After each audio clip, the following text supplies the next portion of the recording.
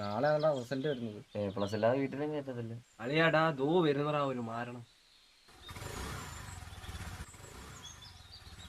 എന്തുവാടാ അല്ലാണ്ടും കൂടെ പാടത്ത് കൊക്കിരിക്കുന്ന പോലെ സ്റ്റഫ് അടിക്കാനുള്ള പരിപാടിയല്ലേ? നടക്കട്ടെ നടക്കട്ടെ.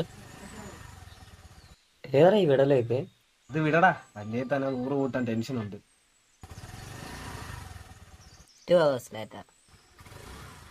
ഡേ നീക്ക് ഇതുവരെ പോയില്ലയോടെ? എടാ ഈ വരുമ്പത്തിന് അപ്പുറത്തോട്ട് മാറിയെങ്കിലും ഇരിക്കടാ. എന്തു പറ്റി എല്ലാത്തിന്റെ മുഖത്തൊരു വിഷമം?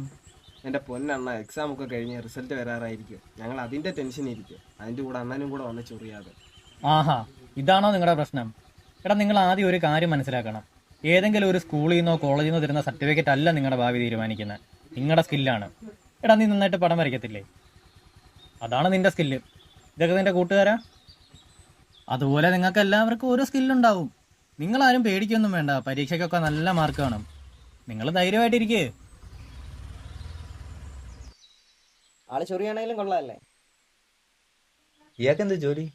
മാല പൊട്ടിക്കല്. എന്തോന്ന്? ആ, അതല്ലേ അയാൾ പറഞ്ഞത്, സ്കില്ലുണ്ടെങ്കിൽ രക്ഷപ്പെടാന്ന്. റോഡിൽ കൂടെ പോകുന്ന പെൺപിള്ളാരുടെ മാല പൊട്ടിക്കലാണ് അയാളുടെ സ്കില്ല്. കഴിഞ്ഞ ആഴ്ച ഇറങ്ങിയതേ ഉള്ളൂ. മിക്കവാറും ഈ പോക്കാ പോകുന്നെങ്കിൽ ഈ ആഴ്ച തന്നെ കയറുമായിരിക്കും.